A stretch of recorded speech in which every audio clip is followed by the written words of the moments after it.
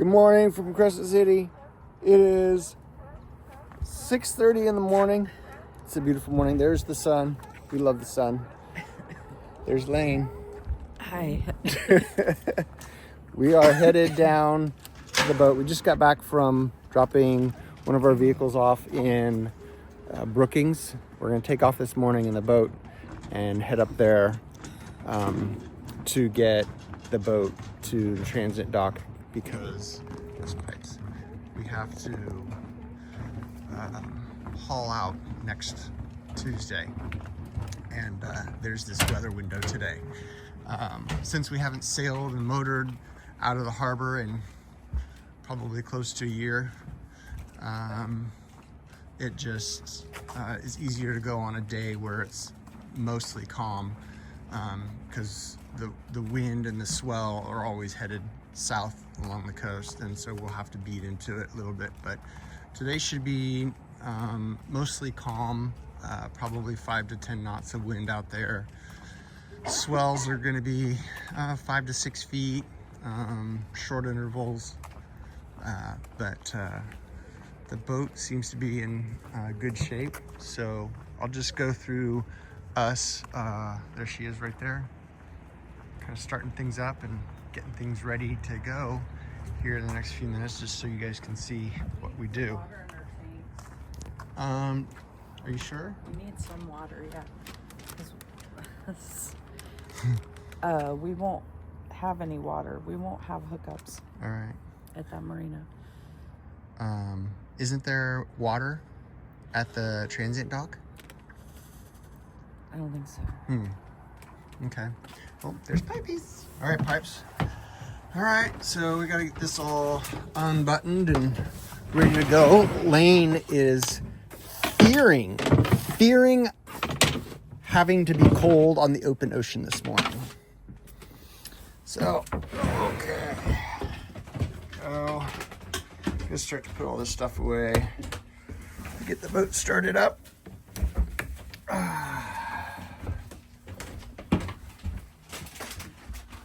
Grab the keys.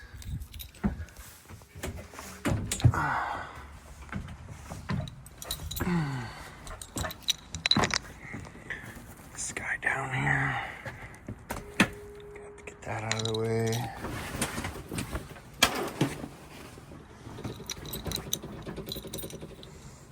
Put that in there. Ooh, pardon me. Juicy farts. Had my coffee this morning, and I got some scopolamine because, like I said, we haven't been out on the ocean much, so I don't want to be green seasick all day. Let's turn on VHF, navigation instruments, autopilot. Check this guy out here. There we go. Looks like we're already getting some power. We're going to put this on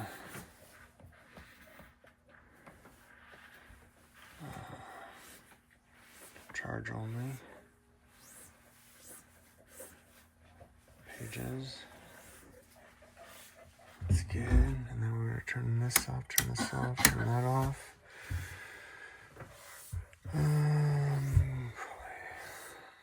Yeah, looks good. Alright. Now we're going to go back up here. Boy.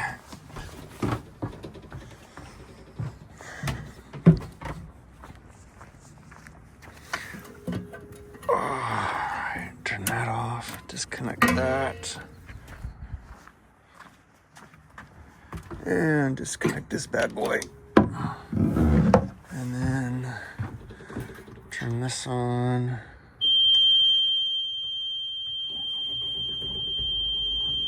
So oil pressure comes up. And that we have water running, which we do, out the exhaust pipe.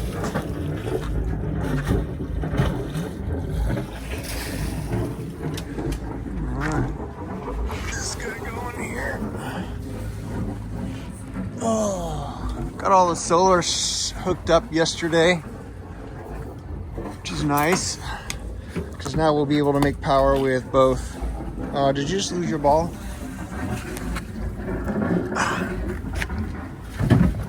Go outside. Outside. Alright, accept.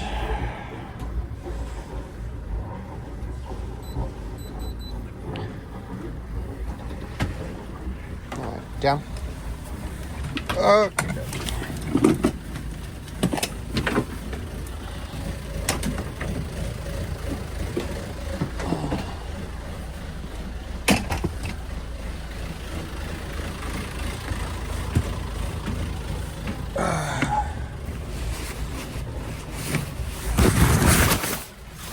This is our sail bag, so when we have to take our sails down next month and have them sewn up by Lane, because they're older sails, so we need to do some stuff to get them in a little bit better shape. But so these cushions out here. Let's see, I think that one goes. Does that one go there? No. It's right here. This is Piper's haircut stuff. Gotta give her a haircut before it gets too warm. Boy. It looks like a CPAP machine.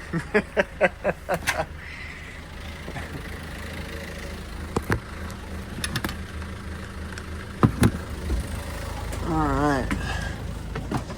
Lane's got that going. Get this down there. I'm not sure which side these go on. No. Alright. Boy, sorry for the bad camera action. It's upside down. Is it? There we go.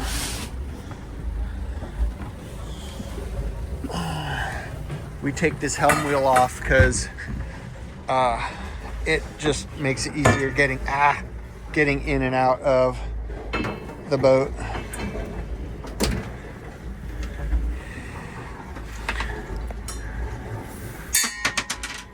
Don't want to drop that.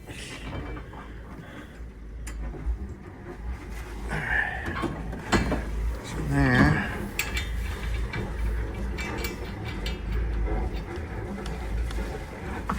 All right.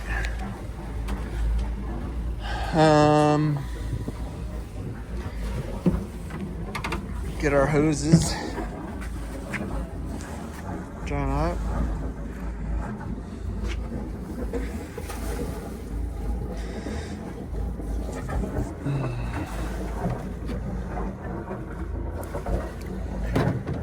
I don't know which way it turns.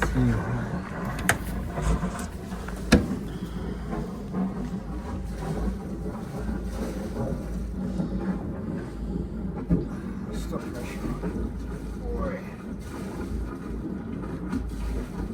Let me go turn the faucet on.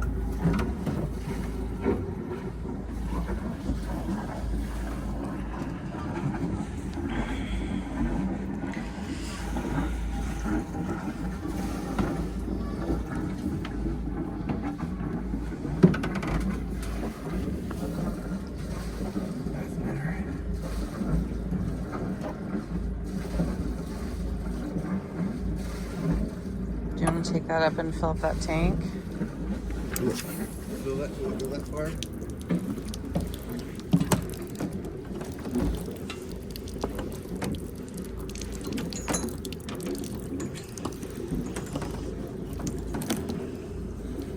It's kind of. Hold it there for a sec.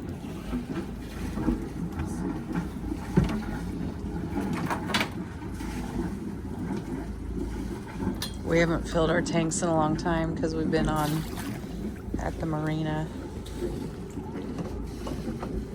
Hold on.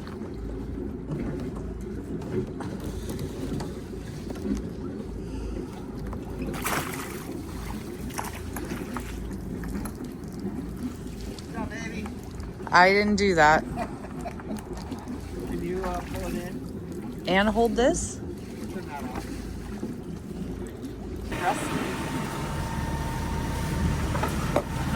Lane's got that gleam in her eye. Catching a tuna. I don't think we're far enough out for a tuna, are we? I don't know. Gonna catch something. This girl's gonna fish. I've never used this pole. It's got salt all over it. You should take better care of your equipment. Yeah. Let's see how far it's going now. So this spinner, when you're going 6 knots, it dives down to like 15 feet down below or something like that. But I don't know how far.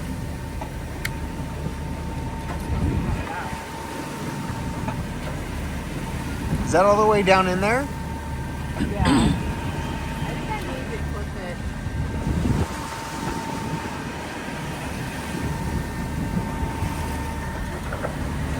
All right. Let's hope you catch something. Do we have anything that we could? You can go down and get some of that mousing line.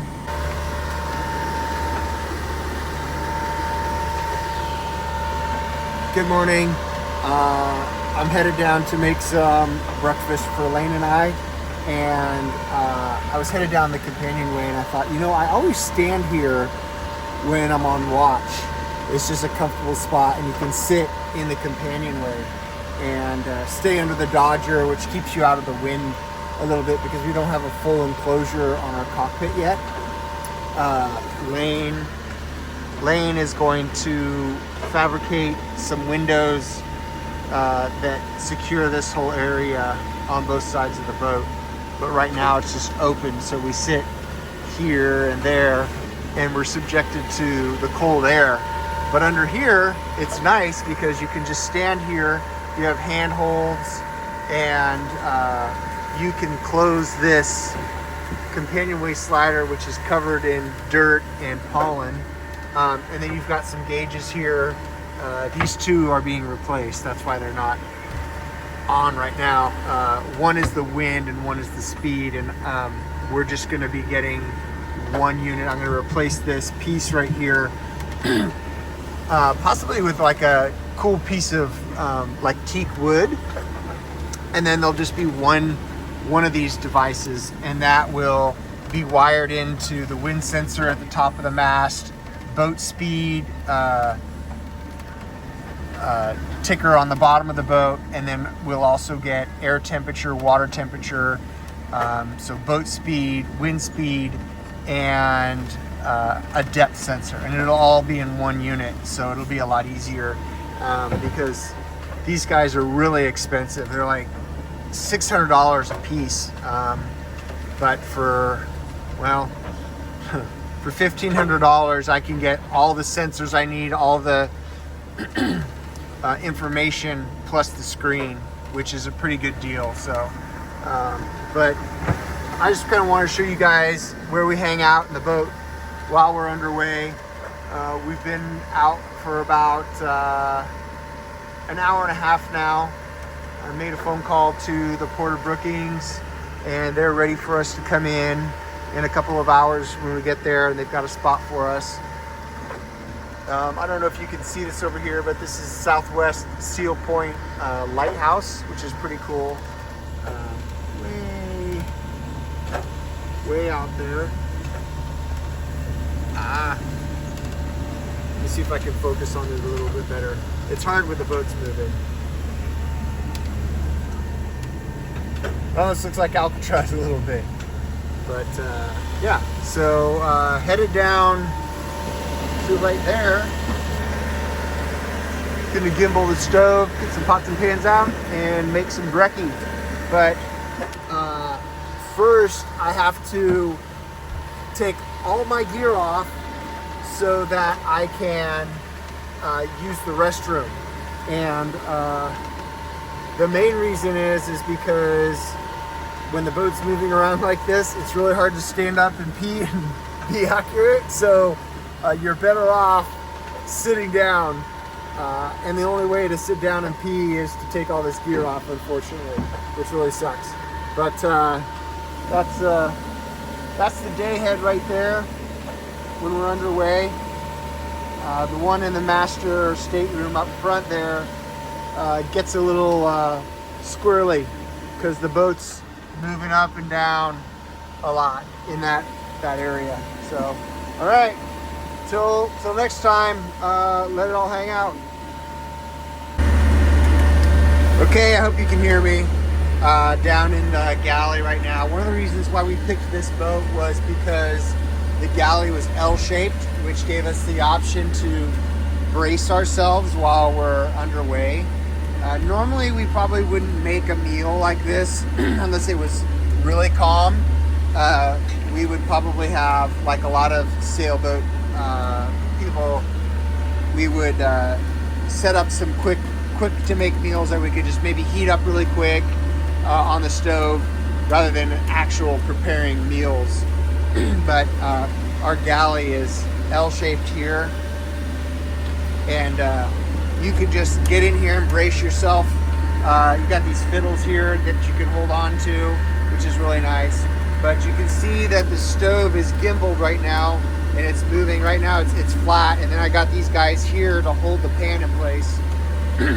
Here's the cheese and my eggs, and then I've got a good view of the horizon, and it keeps you from getting a little bit too seasick. It does get loud down here with the engine, but it is warmer and out of the wind, which is kind of a nice relief. So I just thought I'd share that with you. Trying to cook in the galley can be kind of an interesting thing.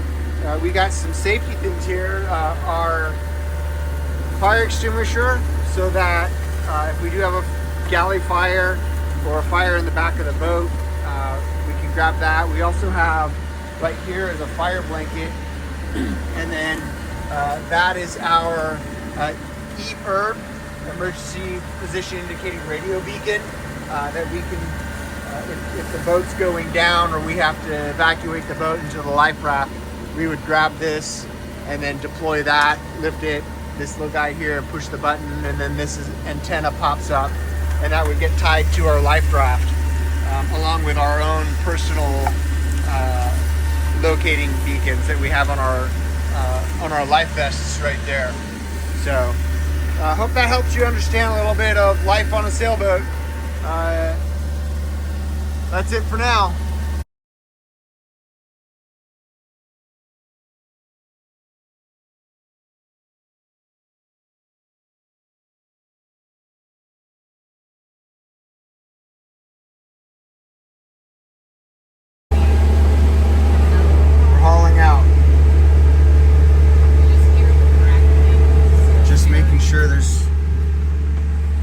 Straps are in the right spot. We have indicators on the side of the boat, but it's always questionable because the distance of the straps from each other sometimes can't be varied. How's it look? It's I've never seen a hole shape like that underneath. Uh-oh. The wing keel? Yeah. Wing keel? Because we have those wings that come off the bottom. Oh, my God. Are the straps okay?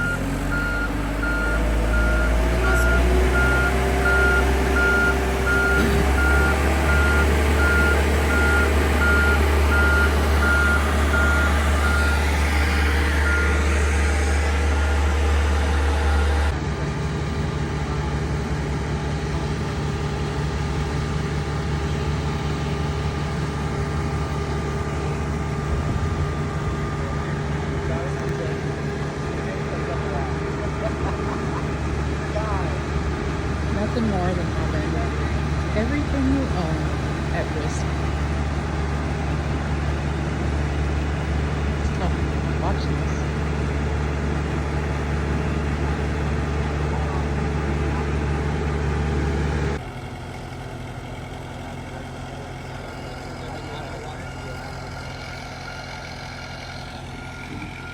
It's all controlled by this guy right here.